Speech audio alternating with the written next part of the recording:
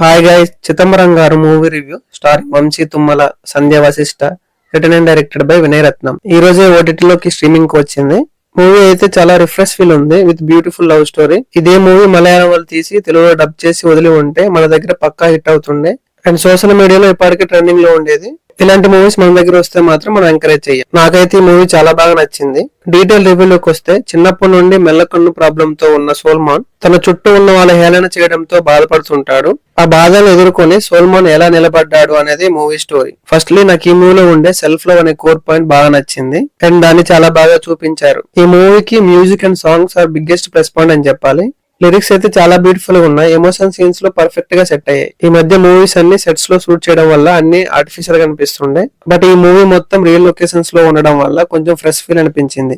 ఇంకా పర్ఫార్మెన్స్ విషయానికి వస్తే మెయిన్ లీడ్స్ అందరూ చాలా బాగా చేశారు. లీడ్ పేరుకి డెబ్యూ ఫిల్మ్ అయినప్పటికీ వాళ్ళు సాలిడ్ పర్ఫార్మెన్స్ ఇచ్చారు.